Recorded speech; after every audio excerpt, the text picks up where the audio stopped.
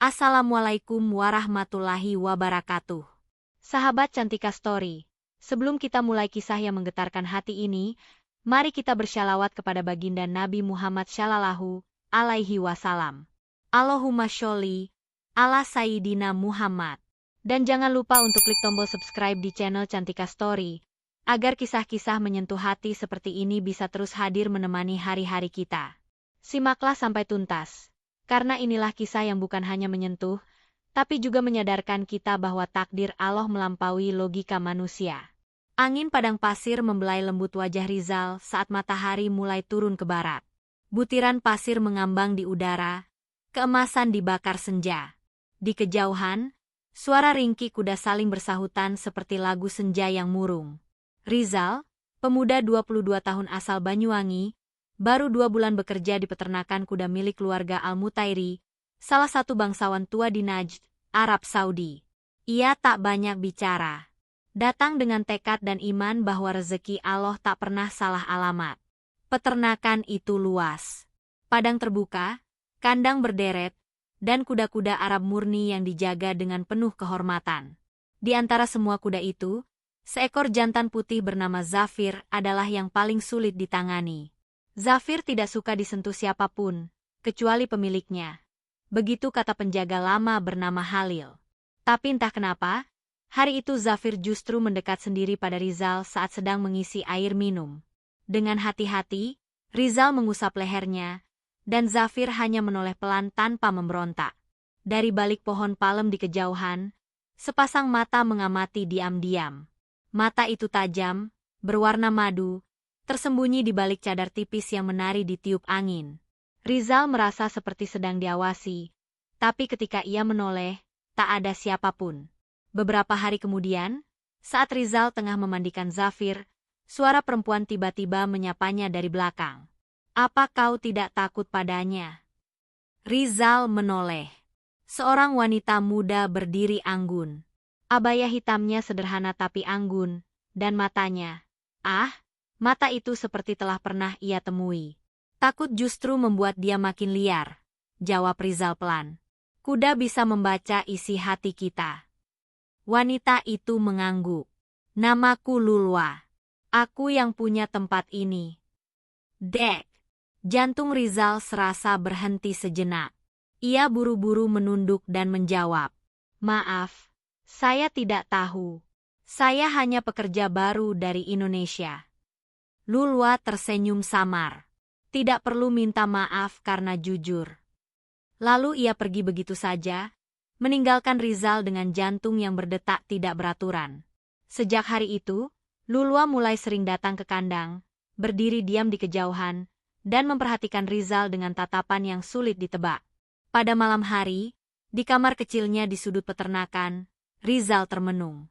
Angin gurun menyusup lewat celah-celah jendela. "Siapa dia sebenarnya? Kenapa menatapku seperti itu?" gumamnya lirih. Dan malam itu, tanpa ia sadari, takdirnya telah mulai bergerak menuju kisah cinta yang tak akan pernah dibayangkannya sebelumnya. Sejak pertemuan itu, nama Lulwa mulai menetap dalam benak Rizal, seolah menjadi bisikan yang tak bisa ditepis. Ia mencoba menghindar, menjaga batas, bahkan sering memilih jam kerja lebih awal agar tak bertemu sang nyonya. Tapi seperti pasir yang terus merayap masuk lewat celah, kehadiran Lulwa justru makin terasa. Lulwa tidak hanya cantik, tapi juga cerdas. Dia lulusan luar negeri, fasih dalam beberapa bahasa, dan satu-satunya anak perempuan dari keluarga Al-Mutairi yang diberi kuasa mengelola peternakan. Tapi anehnya, dia justru lebih sering berada di kandang daripada kantor. Suatu sore, saat Rizal sedang memijat kaki Zafir yang sedikit terkilir, Lulwa datang tanpa pengawal. Ia duduk di tumpukan jerami dan menatap Rizal bekerja. "Di kampungmu, ada kuda seperti ini?" tanyanya lembut. Rizal mengangguk pelan. "Ada, tapi tidak semewah ini. Dulu saya suka ikut bantu tetangga yang pelihara kuda buat kerja ladang. Saya belajar dari mereka dan dari kuda-kudanya." Lulwa tersenyum. "Kau bicara seperti bisa mengerti bahasa mereka." Rizal menatap Zafir sejenak, lalu menjawab lirih, "Kalau kita tenang, mereka juga ikut tenang." Hati yang tenang bisa berbicara meski tanpa suara. Lulwa diam. Sejenak matanya menatap Rizal lebih dalam. Apa kau pernah jatuh cinta? Pertanyaan itu membuat tangan Rizal sedikit gemetar. Ia menunduk. Saya tak pantas bicara soal cinta, Nyonya. Saya hanya penggembala. Tidak semua cinta butuh izin status, bisik Lulwa. Rizal terdiam. Ada yang berkecamuk di dadanya, antara takut dan tak ingin berharap. Ia tahu batas-batas itu nyata. Dia bukan siapa-siapa. Seorang lelaki dari desa yang hanya punya iman dan kerja keras sebagai bekalnya. Namun sejak itu, hubungan mereka semakin dalam, meski tak pernah menyentuh. Hanya percakapan. Hanya tatapan. Tapi semuanya cukup untuk menyalakan bara yang tak bisa dipadamkan. Sampai akhirnya, kabar mulai menyebar. Ada bisik-bisik di antara penjaga. Para pembantu mulai berbisik di dapur. Si Rizal itu terlalu sering bicara dengan nyonya muda. Apa tidak keterlaluan? Dia cuma buruh. Desas-desus itu sampai ke telinga Farid, penjaga senior yang diam-diam mencintai Lulwa. Ia mulai menyusun rencana. Sore itu, saat Rizal sedang memberi makan kuda, Farid mendekat dengan wajah dingin. Apa kau tidak tahu diri? Jangan pikir karena Zafir suka padamu, kau bisa dapatkan semuanya. Rizal menatapnya tenang. Saya hanya kerja, tidak lebih. Tapi tatapanmu tidak bisa kau sembunyikan. Kau kira kami semua buta.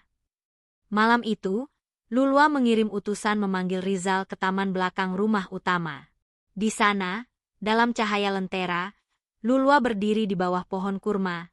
Angin lembut meniup kerudungnya. Aku tahu mereka membicarakan kita, katanya pelan. Saya mohon jangan sampai ini mencemarkan nama baik Nyonya, jawab Rizal gugup. Lulwa menatapnya lama. Rizal, aku tidak peduli apa kata mereka. Tapi aku ingin tahu satu hal. Apa? Jika aku bukan siapa-siapa, jika aku hanya perempuan biasa, apakah kau akan mencintaiku? Rizal menggigit bibir. Napasnya sesak. Ia ingin menjawab, tapi tak sanggup. Akhirnya ia hanya berkata pelan, kalau hati saya boleh bicara, mungkin sudah lama dia bersujud di hadapanmu. Lulwa terdiam. Senyumnya merekah pelan. Tapi langkah kaki seseorang dari balik taman membuat mereka kaget. Farid muncul. Wajahnya merah penuh kemarahan. Jadi benar. Kalian sudah sejauh ini. Dan malam itu, badai fitnah mulai menyelimuti peternakan. Fajar menyingsing dengan langit yang tampak redup, seakan mencerminkan suasana hati Rizal yang dihantam badai semalam. Sejak kemunculan Farid di taman itu, segalanya berubah. Rizal dipanggil oleh majikan utama, ayah dari Lulwa, bernama Syaif Salman bin Al-Mutairi. Ruang tamu besar itu terasa dingin, meski matahari sudah meninggi. Di dalam, beberapa kerabat keluarga besar telah duduk membentuk setengah lingkaran. Wajah-wajah serius menatap Rizal yang berdiri kaku dengan kepala tertunduk. Apakah kau tahu kenapa kami memanggilmu? Suara berat Syaif Salman menggelegar, namun terkontrol. Rizal menarik napas dalam, menahan kegugupan. Saya tidak tahu, Tuan. Farid maju selangkah, menunjuk Rizal dengan nada penuh tuduhan. Dia mencemari kehormatan keluarga ini. Saya melihat sendiri dia bersama Lulwa, di taman, malam-malam, tanpa penjaga. Bisik-bisik mulai terdengar di ruangan. Beberapa mata memandang Rizal dengan jijik. Tapi Rizal tidak goyah. Ia tahu kebenaran tidak perlu dibela dengan suara keras. Saya tidak pernah menyentuhnya. Tidak pernah berniat melewati batas. Bahkan saya ingin menjauh. Tapi beliau sendiri yang datang dan berbicara dengan saya. Syaif Salman menatap tajam. Berani sekali kau membalikan kenyataan. Lulwa adalah kehormatan keluarga kami. Kami tidak akan membiarkan penggembala dari negeri asing mencoreng nama kami. Semua orang terdiam saat langkah lembut terdengar dari pintu belakang ruangan. Lulwa masuk dengan tenang. Ia mengenakan abaya biru tua, dan matanya lurus menatap ayahnya. Ayah, izinkan aku bicara. Lulwa, ini bukan urusanmu. Kau telah memalukan. Tunggu dulu. Suaranya tegas, tajam. Jika ada yang harus dimintai pertanggungjawaban, itu aku.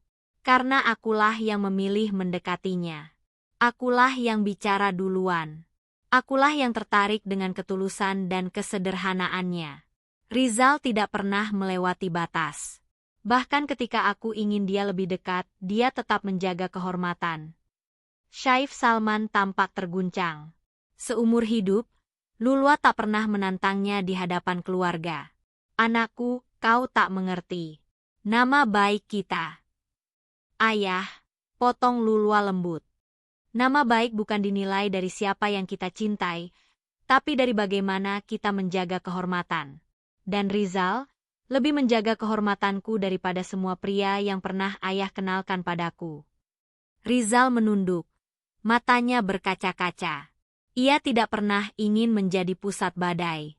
Ia hanya ingin bekerja, jujur, dan kembali pulang. Namun takdir tidak memilih manusia berdasarkan keinginan mereka, tapi berdasarkan rencana yang telah ditulis jauh sebelum mereka dilahirkan. Di luar ruang keluarga, angin gurun bertiup pelan. Zafir meringkik pelan di kejauhan, seolah turut menyaksikan putaran takdir yang sedang menguji keyakinan dan keberanian seorang penggembala muda. Hari itu, peternakan Al-Mutairi sepi. Para pelayan berbisik-bisik, para penjaga gelisah, dan Rizal duduk sendiri di sudut kandang, memandangi Zafir yang terus mondar-mandir gelisah. Suara ringkik pelan kuda putih itu bagai gema dari hatinya yang penuh pertanyaan. Semenjak pengakuan Lulwa di hadapan keluarga, tak ada keputusan yang diumumkan. Rizal seperti hidup di antara dua kemungkinan yang sangat berlawanan, diusir dari negeri padang pasir, atau menjadi menantu dari keluarga terpandang. Ia tak bisa tidur semalam. Dalam doanya, Rizal berkata pelan, "Ya Allah, jika ini semua hanya ilusi, ambil saja dari hatiku. Tapi jika Engkau menulis takdir ini untukku, maka kuatkan aku." Keesokan paginya, seorang pelayan datang dan membawanya ke ruangan tamu besar. Di sana, duduklah Saif Salman bersama dua saudaranya dan seorang Saif sepuh berjanggut putih, yang dikenal sebagai penasihat keluarga. Wajah mereka tidak menunjukkan kemarahan, tapi juga tidak tersenyum. Saif Salman menatap Rizal lama, lalu berkata pelan, "Kami telah berdiskusi panjang, dan kami tidak bisa memungkiri kebenaranmu lebih jernih dari tuduhan." Salah satu pamannya menimpali, banyak lelaki memuliakan wanita dengan harta, tapi hanya sedikit yang memuliakan wanita dengan adab. Rizal menunduk, bingung harus berkata apa. Kemudian, suara Saif Salman menggetarkan ruang, "Tapi, keputusan ini bukan keputusan ringan. Maka aku bertanya padamu sekali lagi, dengan seluruh keberanian dan kesungguhanmu. Apakah kau bersedia menikahi putriku Lulwa, dengan syarat menjaga kehormatan keluarga ini seumur hidupmu?" Rizal menelan ludah. Jantungnya berdegup keras. Ia menatap wajah Saif Salman, lalu menjawab lirih tapi mantap, "Kalau Allah menakdirkan, saya siap dengan seluruh jiwa dan tubuh saya." Ruangan itu hening sejenak, hingga Lulwa tiba-tiba masuk. Wajahnya bersinar dalam balutan hijab krem dan senyum yang lembut. "Ayah, izinkan aku memilih lelaki yang menjaga aku dengan ketakutannya kepada Allah, bukan hanya dengan perlindungan dunia," katanya pelan. Dan pada sore itu, keputusan suci itu disahkan. Tidak dengan kemewahan, tidak dengan pesta besar, tapi dengan air mata haru dan ucapan sakral yang menggema di langit padang pasir. Mereka akan menikah. Rizal, penggembala dari desa, akan menjadi suami dari putri padang pasir. Zafir, kuda putih yang dulu tak bisa disentuh siapapun, kini berdiri tenang di belakang mereka.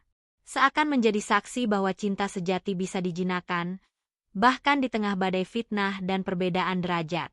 Senja turun perlahan di padang pasir Najd. Langit berwarna jingga keemasan, seolah ikut merayakan peristiwa agung yang akan terjadi. Di tengah hamparan pasir yang luas, sebuah tenda putih besar didirikan, dihiasi lampu lentera yang berayun pelan tertiup angin gurun. Pernikahan Rizal dan Lulwa bukan pesta mewah para bangsawan, tapi justru kesederhanaannya yang membuatnya penuh kemuliaan. Di antara para tamu yang terbatas, duduk para ulama, keluarga dekat, dan para pekerja peternakan yang selama ini menjadi saksi perjalanan cinta diam-diam antara dua insan berbeda dunia itu. Rizal mengenakan jubah putih bersih. Wajahnya bersinar, tapi juga tegang. Ia masih seperti belum percaya bahwa semua ini benar-benar terjadi. Sementara di tenda terpisah, Lulwa bersiap dengan pakaian pengantin tradisional Arab berwarna krem pucat. Di balik cadarnya, senyum tak lepas dari bibirnya. Ketika akad akan dimulai, Syaif Salman berdiri, menggenggam tangan Rizal dan memandangnya dalam-dalam. Hari ini kau bukan hanya penggembala di peternakanku. Kau adalah penjaga kehormatan anakku dan bagian dari darah keluarga kami. Rizal mengangguk, menahan haru. Lafaz akad mengalun, hikmat dan tulus. Ketika kalimat, kabiltu nikahaha, terucap dari mulut Rizal, seakan langit gurun ikut bersaksi. Beberapa pekerja tampak menyeka air mata. Bahkan Farid, si penjaga senior yang sempat memfitnah, tak sanggup menatap wajah Rizal lama-lama. Setelah akad, Zafir dilepas berlari mengelilingi tenda sebagai simbol berkah dan kesetiaan. Kuda putih itu meringkik panjang, lalu berhenti tepat di depan Rizal dan menundukkan kepala. Semua orang bertepuk tangan, menganggap itu pertanda baik. Malamnya, di bawah bintang-bintang yang gemerlap, Rizal duduk berdua bersama Lulwa di luar tenda. Angin padang pasir membawa udara sejuk yang jarang ada. Mereka tak banyak bicara, hanya saling menatap dan tersenyum. Lulwa akhirnya membuka suara. Tahukah kamu, aku jatuh cinta padamu, bukan karena kamu berbeda, tapi karena kamu tetap menjadi dirimu meski dunia menolaknya. Rizal menunduk, menyentuh jemari istrinya yang halus. Dan aku mencintaimu, bukan karena kamu tinggi, kaya, atau cantik, tapi karena kamu berani melihatku dengan mata yang jujur.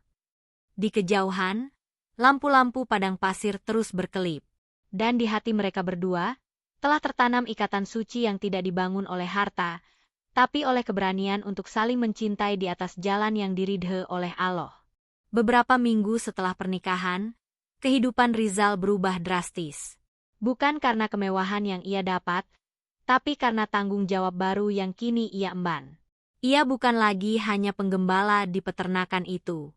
Ia mulai mendampingi Lulwa mengelola usaha kuda balap dan perawatan kuda-kuda Arab murni yang sangat dihormati di negeri itu. Namun, meski kini ia menjadi menantu keluarga Al-Mutairi, Rizal tidak lupa dari mana ia berasal. Ia tetap bangun pagi, memeriksa kandang, berbicara dengan para pekerja seperti biasa. Tak ada kesombongan. Justru semakin rendah hati. Hal ini membuatnya disegani, bukan hanya oleh pekerja, tapi juga para tetua suku yang mulai mendengar kisah luar biasa itu. Lulwa mendampinginya dengan senyum yang tak pernah surut. Ia bukan lagi sekadar wanita kaya yang jatuh cinta, tapi istri yang berjuang bersama. Mereka sering terlihat duduk berdampingan di depan kandang Zafir, membicarakan masa depan dan impian mereka yang sederhana tapi tulus. Suatu malam, Lulwa memandangi langit dari balkon rumah mereka. Ia menoleh ke arah Rizal yang sedang membersihkan pelana Zafir. Rizal, jika waktu diputar kembali, dan aku dilahirkan bukan sebagai anak bangsawan, apakah kau masih akan menikahiku? Rizal tersenyum, meletakkan pelana dan menghampirinya. Kalau aku dilahirkan kembali dan tetap menjadi penggembala, dan kau tetap seperti sekarang, aku akan tetap jatuh cinta. Karena yang membuatku jatuh cinta bukan nama keluargamu, tapi caramu memandangku. Lulwa menunduk. Air matanya jatuh tanpa suara. Ia memeluk Rizal pelan. Aku takut ini semua hanya mimpi, bisiknya. Tapi jika ini mimpi, balas Rizal lembut, aku tak ingin bangun selamanya. Hari-hari mereka diisi dengan kerja keras dan doa. Rizal meminta kepada Lulwa agar ia bisa mengirim sebagian hartanya untuk keluarganya di Banyuwangi, membangun rumah kecil, dan membantu tetangga yang kurang mampu. Dan Lulwa mendukungnya dengan sepenuh hati. Di salah satu kandang, Rizal mulai melatih seorang anak muda Indonesia yang baru datang sebagai pekerja. Ia mengajarkan dengan sabar, seperti dulu ia belajar dari Zafir. Di tempat ini, katanya sambil tersenyum pada si pemuda, jangan pernah merasa kamu rendah, karena Allah bisa mengangkat siapapun dari tempat yang tak pernah disangka. Peternakan Al-Mutairi kini bukan hanya terkenal karena kudanya yang indah, tapi juga karena kisah cinta seorang penggembala dan sang putri padang pasir yang mengajarkan bahwa cinta tak mengenal batas, dan bahwa harga diri seorang laki-laki ada pada adab, bukan asal-usulnya. Pagi itu, matahari terbit perlahan di balik bukit pasir. Cahaya keemasan menari di permukaan tanah gurun, dan Rizal berdiri di tengah padang luas sambil memandangi siluet kuda-kuda yang berlari bebas. Di sampingnya, Lulua berdiri tenang dengan abaya putih sederhana, menggenggam tangan suaminya dalam hening yang penuh makna. Hari itu bukan hari biasa. Peternakan Al-Mutairi kedatangan delegasi dari Asosiasi Kuda Arab Internasional. Mereka ingin menjadikan peternakan ini sebagai pusat pelatihan kuda kerajaan. Tapi yang paling mengejutkan, mereka meminta agar pelatihan dipimpin langsung oleh Rizal, pria Indonesia yang dulu hanya dianggap buruh penggembala. Ketika salah satu utusan bertanya, bagaimana kau bisa menjinakkan Zafir tanpa kekerasan? Rizal menjawab dengan tenang, saya tidak menjinakkan dengan tenaga. Saya hanya menenangkan jiwanya lebih dulu. Kuda bisa membaca hati manusia. Jawaban itu membuat semua tamu terdiam. Mereka tak menyangka bahwa di balik wajah sederhana itu, tersembunyi pemahaman yang dalam tentang makhluk ciptaan Allah. Sejak saat itu, nama Rizal dikenal di kalangan para pecinta kuda di Jazirah. Namun ketenaran tak membuatnya berubah. Justru ia makin tekun beribadah, makin dekat dengan para ulama, dan makin rendah hati kepada para pekerja yang dulu bekerja bersamanya. Suatu malam, saat keduanya duduk di serambi rumah memandangi langit penuh bintang, Lulua berkata lirih, dulu aku tak pernah membayangkan akan menikah dengan orang dari negeri jauh. Tapi ternyata Allah menghadiahkanku seseorang yang jauh lebih mulia dari bangsawan manapun. Rizal menggenggam tangan istrinya dan menjawab, aku pun tak pernah membayangkan bisa duduk di sampingmu seperti ini. Tapi aku tahu, Allah selalu tahu kapan waktu yang tepat untuk memberi. Aku cuma berjalan dengan sabar, dan akhirnya sampai. Lulua menatap suaminya penuh cinta. Rizal, setelah semua ini, apa impian terbesarmu? Ia menatap langit, lalu menjawab, aku ingin pulang ke desaku suatu hari nanti, membawa kamu, dan menunjukkan kepada ibu rumah kecil kita. Tempat pertama aku mengenal sabar, sebelum akhirnya Allah mengangkat derajatku di sini. Lulua tersenyum dan menyandarkan kepalanya di bahu Rizal. Suara kuda di kejauhan menjadi musik malam yang merdu, seakan merayakan cinta yang tumbuh dari tanah rendah tapi berbuah mulia. 3 tahun berlalu sejak akad suci itu diucap di padang gurun. Peternakan Al-Mutairi kini lebih hidup dari sebelumnya.